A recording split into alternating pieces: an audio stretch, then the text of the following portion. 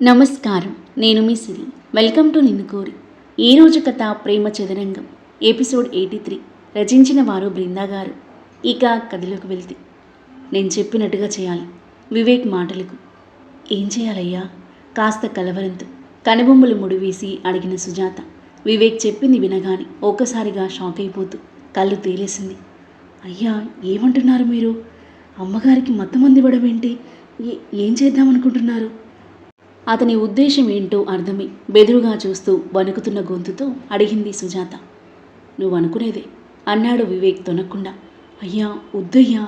అమ్మగారు బంగారం లాంటి మనిషి. అమ్మగారు అయ్యగారు సీతారాములా చక్కగా ఉంటారు. అమ్మగారి జీవితాన్ని నాశనం చేసి వాళ్ళ కాపురంలో చిచ్చు పెట్టద్దయ్యా. పచ్చని వారి సంసారాన్ని బుగ్గిపాలు చేయొద్దయ్యా. మీరు కావాలంటే డబ్బులకు వచ్చే అమ్మాయిలు ఎంతోమంది ఉన్నారు. పడుచుకన్నెలు ఇంకా అందమైన అమ్మాయిలు ఉంటారు. వాళ్ళ దగ్గరికి వెళ్ళండి. లేదంటే నేనైనా వెళ్ళి తీసుకొస్తాను. వాళ్ళపై మీ కోరిక తీర్చుకోండి. అంతేగాని అమ్మగారి జోలికి వెళ్ళొద్దయ్యా, మీకు దండం పెడతాను అని చేతులు జోడించి దండం పెట్టింది సుజాత. నాకు కావాల్సింది ఎవరో ఒక ఆడది అంటే నేను వదిలిపెట్టేవన్నే కాదు. నాకు ఎవరో ఒక ఆడది కాదే, మనస్విననే కావాలి. ఒక పద్ధతి పాడు లేకుండా ఎవరితో పడితే వాడితో గడిపే ఆడవాళ్ళు నాకెందుకే?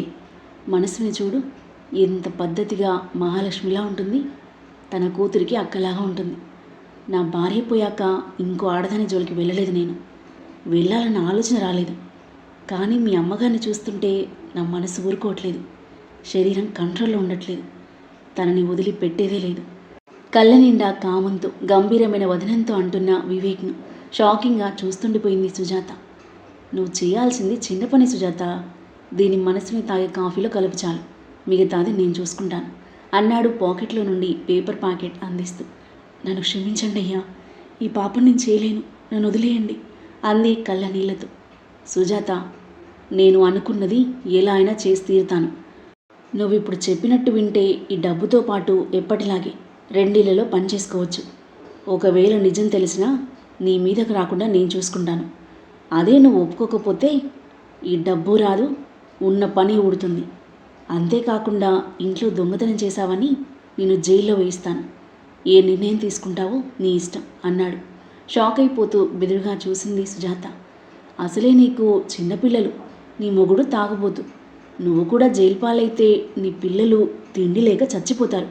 ఆపండి అయ్యా, మీరు చెప్పినట్టు చేస్తాను అంది బరువెక్కిన హృదయంతో ఆవేదనగా. గుడ్, తీసుకో.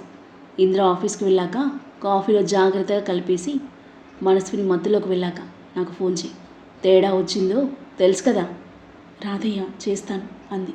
వివేక్ హ్యాపీగా నవ్వుకుంటూ తన గదిలోకి వెళ్ళగా, నన్ను క్షమించు దేవుడా, నాకు వేరే దారి లేదు అని దండం పెట్టుకొని ఆ డబ్బులు మత్తుమందు తన బ్యాగ్లో పెట్టుకొని పని చేసుకుని మనస్విని వాళ్ళ ఇంటికి వెళ్ళింది. ఏంటి సుజాత, ఈరోజు లేట్ అయింది, ఒంట్లో బాలేదా అంటూ దగ్గరకొచ్చిన మనస్విని చూసి కళ్ళలో నీళ్లు తిరిగాయి సుజాతకి. కాస్త నీరసంగా ఉందమ్మా, అంతే అంటూ అపరాధ భావనతో మనసులని సూటిగా చూడలేకపోతూ అక్కడి నుండి వెళ్ళి తన పనిలో పడింది సుజాత. టిఫిన్ చేసి ఇంద్రనీల్ ఆఫీస్కి వెళ్ళగా అతను వెళ్ళే వరకు చూసి రిలాక్స్గా సోఫాలో కూర్చున్న మనస్విని, సుజాత కాఫీ తీసుకురా అనేసరికి సుజాత గుండె వేగం అమాంతం పెరిగిపోయింది. కాళ్ళు చేతులు వణుకుతూ ముచ్చెమటలు పట్టాయి. తన పిల్లలు గుర్తొచ్చి గట్టిగా ఊపిరి తీసుకుని గ్లాసులో కాఫీ కలిపి మనస్విని ఒక గంట గమనిస్తూ తన బొడ్లో దోపుకున్న మత్తుమందు తీసి గ్లాసులో కలిపింది. నన్ను క్షమించండి అమ్మా. కళ్ళు మూసి తెరిచి మనసుని దగ్గరికి అడుగులు వేసి కాఫీ ఆమె ముందుంచింది. ఆమె చేతులు వణకడం చూసిన మనస్విని, సుజాత ఏమైంది? అంత నీరసంగా ఉంటే వెళ్ళి రెస్ట్ తీసుకో, వెళ్ళు అంది కాఫీ తీసుకుంటూ. కాసేపు ఆగి వెళ్తానమ్మా అంటూ కిచెన్లోకి వెళ్ళి చేతులు నలుపుకుంటూ మనస్విని వైపే టెన్షన్తో కూడిన బాధతో చూస్తుంది. 5 నిమిషాలు గడిచాక మనసుని కళ్ళు తిరగడం మొదలైంది. తల పట్టుకుని కళ్ళు మూస్తూ తెరుస్తూ కొన్ని క్షణాలకు మత్తుగా సోఫాలో వెనక్కి పడింది. వెంటనే వివేక్కి కాల్ చేసింది సుజాత. తన కాల్ కోసమే ఎదురు చూస్తూ రూమ్లో అటూ ఇటూ తిరుగుతూ ఉన్న వివేక్ ఆతృతగా లిఫ్ట్ చేసి, మత్తుమందిచ్చావా అని అడిగాడు ఎగ్జైట్మెంట్తో. ఇచ్చానయ్యా, మత్తులోకి వెళ్ళారు సుజాత చెప్పగానే కాల్ కట్ చేసి తన కోరిక తీరబోతుందన్న సంతోషంతో జరగబోయే దాని గురించి ఎగ్జైట్ అవుతూ ఇంటికి వచ్చేశాడు. సోఫాలో చలనం లేకుండా పడి ఉన్న మనసుని లెస్తో చూసి టెన్షన్గా చూస్తున్న సుజాత వైపు చూసి, డోర్ పెట్టేసి ఇక్కడే ఉండు. ఇంద్ర వస్తే వెంటనే వచ్చి చెప్పు అని చెప్పి మనస్విని ఎత్తుకుని బెడ్రూమ్లోకి తీసుకెళ్తున్నాడు. ఏమీ చేయలేని నిస్సహాయ స్థితిలో బాధగా చూస్తూ కింద కూలబడింది సుజాత. మనస్విని బెడ్పై పడుకోబెట్టి డోర్ పెట్టేసి తనని మత్తుగా చూస్తూ దగ్గరకొచ్చాడు వివేక్. సారీ ఇంద్ర, నీ మను నాకు పిచ్చి పిచ్చిగా నచ్చేసింది.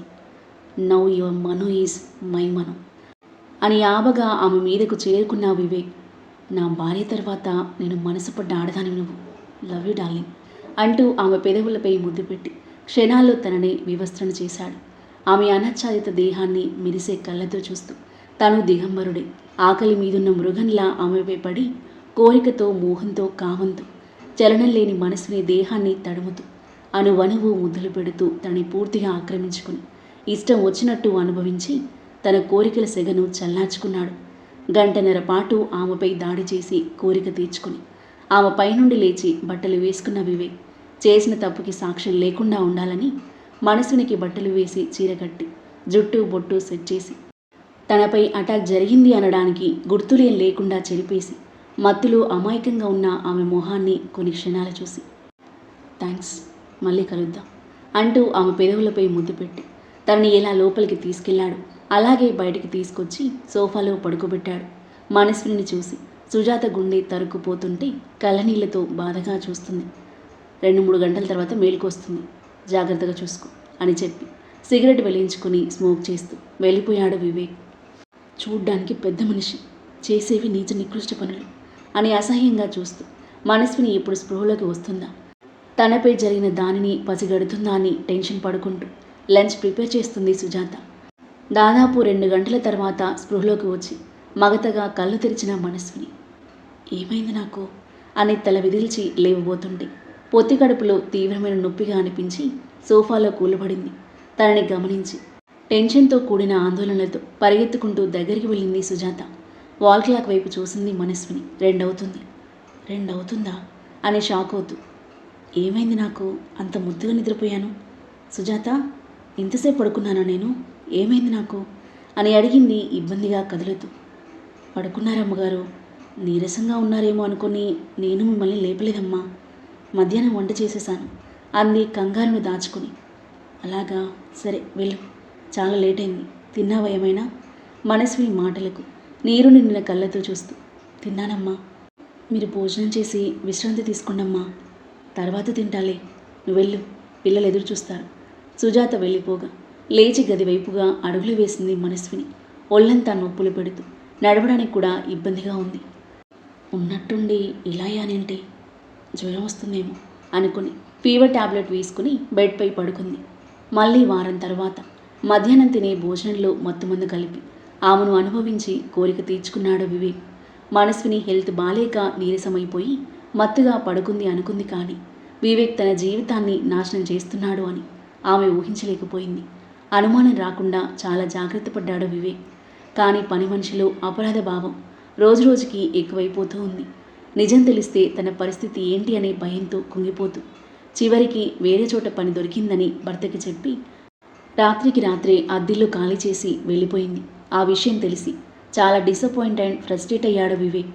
4 రోజుల తర్వాత మనసుని మీదకు మనసు లాగుతుంటే ఎలా తన కోరిక తీర్చుకోవాలో ఆలోచిస్తూ సిగరెట్ల మీద సిగరెట్లు కాలుస్తూ టెర్రస్పై అటూ ఇటూ తిరుగుతూ ఉండగా బట్టలు ఆరేయడానికి టెర్రస్పైకి వచ్చింది మనస్విని. తనని కళ్ళు చిన్నవి చేసి చూస్తుండిపోయాడు వివేక్. పిచ్చెక్కిపోతుంది మనం, ఎంతగా నిన్ను అనుభవించినా తనివి తీరట్లేదు. మత్తులో ఉన్నప్పుడు నీకు తెలియకుండా దొంగచాటుగా కాకుండా నీ కోఆపరేషన్ ఉంటే ఇంకా మజా వస్తుంది. ఆలోచన రావడమే ఆలస్యం. ఈవిల్ స్మైల్ చేరింది అతని పెదవులపై. వెంటనే ఇంటికి వచ్చేశాడు. ఇంద్రనీలతో పాటు కూర్చుని నవ్వుతూ మాట్లాడుతూ ఉన్న మనస్విని అతని చూడగానే చిన్న స్మైల్ ఇచ్చి కాఫీ తీసుకురావడానికి వెళ్ళింది. కాఫీ ఇచ్చేసి ఇంద్ర వివేక్ మాట్లాడుకుంటుంటే తను టీవీ చూస్తూ ఉంది. ఇంద్రతో మాట్లాడుతూనే మనస్విని దొంగచూపులు చూస్తున్నాడు వివేక్. ఏమరపాటుగా వాళ్ళ వైపు చూసిన మనస్వినికి వివేక్ తనని చూస్తూ కనిపించేసరికి వెంటనే చూపు తిప్పుకుంది. ఆ తర్వాత కూడా వివేక్ తనని చూస్తున్నట్టుగా అనిపించి మనస్విని మళ్ళీ చూసేసరికి స్మైల్ ఇచ్చాడు వివేక్. తడబడి చూపు తిప్పేసుకుంది మనస్విని. అలా చూస్తున్నారేంటి అని నడుం దగ్గర చీర సెట్ చేసుకుంది. ఇలా రోజు ఇంద్రనీల్ ఉన్న టైంలో లేని టైంలో ఇంటికి వస్తూ మనస్వినితో ఫ్రీగా మాట్లాడడానికి ట్రై చేసినా ఎడమొహం పెడమొహంగానే ఉండేది మనస్విని. మరో వారం రోజులు గడిచిపోయాయి. సాయంత్రం ఇంద్రనీల్తో మాట్లాడి మనస్విని వైపు లెస్తో చూస్తూ వెళ్ళిపోయిన వివేక్ని చూసి చిన్నగా నిట్టూచి ఇంద్రనీల్ వైపు చూసింది. ఇవ్వండి, మీ ఫ్రెండ్ ఏంటండి రోజు వస్తారు మన ఇంటికి? ఏం పని పాట లేదా ఆయనకి? కనుబొమ్మలు ముడివేసి చూశాడు ఇంద్రనీల్. అలాంటావేంటి మను? ఫ్రెండ్ అని కాలక్షేపం కోసం వస్తున్నాడు. వాడి బిజినెస్ గురించి డిస్కస్ చేయడానికి వస్తున్నాడు. వస్తే ఏమవుతుంది? ఏమో అండి, అతను రోజు రావడం నాకెందుకో నచ్చట్లేదు. చూసే వాళ్ళు ఏమనుకుంటారో. ఇలా మాట్లాడుతున్నావేంటి మను? వాడు మంచి ఫ్రెండ్ నాకు. వాడి వల్లే ఈ ప్లేస్ మనకి దొరికింది. ఇల్లు కట్టడంలోనూ ఎంత హెల్ప్ చేశాడు వాడు. అలాంటి వాడిని చూసావా లేదో అనుకుంటారని ఇంటికి రావద్దు అనడం ఏం బాగుంటుంది చెప్పు? ఇంకేం మాట్లాడలేదు మనస్విని. మరుసటి రోజు మార్నింగ్ ఇంద్రనీల్ ఆఫీస్కి వెళ్ళాక ఇంటికి వచ్చాడు వివేక్. కాలింగ్ బెల్కి డోర్ ఓపెన్ చేసిన మనస్విని. ఆయన లేరు వివేక్, ఈవినింగ్ రండి అంది స్థిరంగా. నేను వచ్చింది వాడి కోసం కాదు, నీకోసమే అంటూ లోపలికి అడుగుపెట్టాడు. నాకోసమా? ఎందుకు? అంది కనుబొమ్మలు ముడివేసి. చెప్తాను కానీ కాఫీ తీసుకురా మను అన్నాడు. మను అని పిలిచేసరికి చురుగ్గా చూసిన మనస్విని అని పిలవని వివేక్ అని చెప్పి కాఫీ తీసుకుని వచ్చింది. కూర్చో అంటూ కాఫీ తీసుకున్నాడు. ఎదురుగా కూర్చుంది. ఇంట్లో ఒంటరిగా ఉండడం అంటే చాలా బోర్ కదా మనస్విని.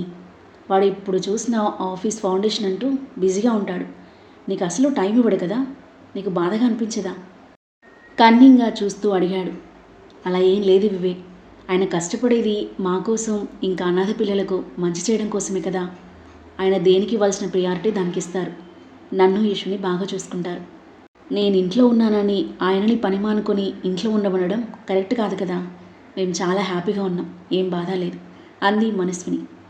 మరి ఆ విషయంలో డైరెక్ట్గా పాయింట్కి వచ్చాడు వివేక్. ఏ విషయంలో? మోహం చిట్లించి అంది.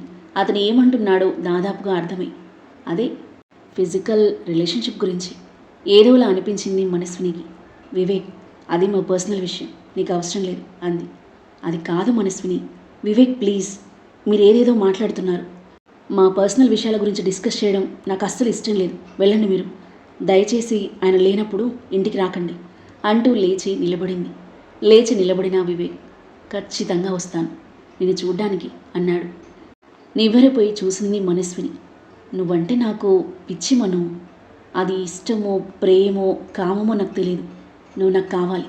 ఒక్కసారిగా షాక్ అయిపోయిన మనస్విని. వివేక్, ఏం మాట్లాడుతున్నావు నువ్వు? నీకు నిజంగా పిచ్చి పట్టింది. ముందెక్క నుండి వెళ్ళు అంది. వెళ్తాను, కానీ ఇప్పుడు కాదు. నీతో అమ్మనల్లాట ఆడుకున్నాక వెళ్తాను వెగిలి నవ్వుతూ అన్న వివేక్ మాటలకు చిరెత్తుకొచ్చింది మనస్వినికి. వివేక్, పిచ్చి పిచ్చిగా మాట్లాడకు. ఫ్రెండ్ భార్యతో నువ్వు మాట్లాడే పద్ధతి ఇదేనా? ఇంత నీచంగా మాట్లాడతావని అస్సలు అనుకోలేదు. నేను నీచున్నే మనో, నీకే ఈరోజు తెలిసింది. కోపంలో కూడా ఎంత అందంగా ఉన్నావో.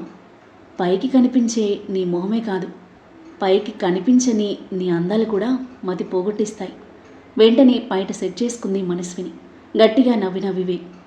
నీ అనువనువు నేను చూశాను మను. చూడ్డమే కాదు, అనుభవించాను కూడా.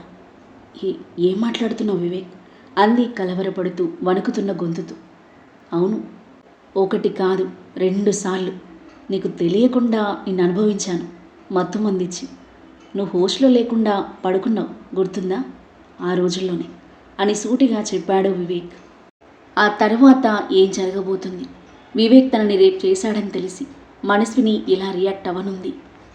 వివేక్ మనస్విని లొంగ తీసుకోవడానికి ఎలా బ్లాక్మెయిల్ చేయనున్నాడు? మనస్విని ఎలా అతని ట్రాప్లో పడబోతుంది? వివేక్ ఎంత దుర్మార్గుడో తెలిసి ఇషు అదవులు వివేక్ను ఏం చేయనున్నారు? ఈ ప్రేమ చదరంగం ఎలాంటి మలుపు తీసుకోబోతుంది? అద్భుతమైన కథనంతో ఊహకందని మలుపులతో మనసును హత్తుకునే సన్నివేశాలతో ఎంతో ఆసక్తిగా సాగే ఈ కథ యొక్క నెక్స్ట్ ఎపిసోడ్ కోసం మన నెక్స్ట్ వీడియో చూడండి. కథ నచ్చితే లైక్ చేయండి. ఈ కథపై మీ అభిప్రాయాన్ని తప్పకుండా కామెంట్ చేయండి. మరిన్ని ఇలాంటి ఇంట్రెస్టింగ్ స్టోరీస్ కోసం మన ఛానల్ని సబ్స్క్రైబ్ చేయండి. Thank you for listening.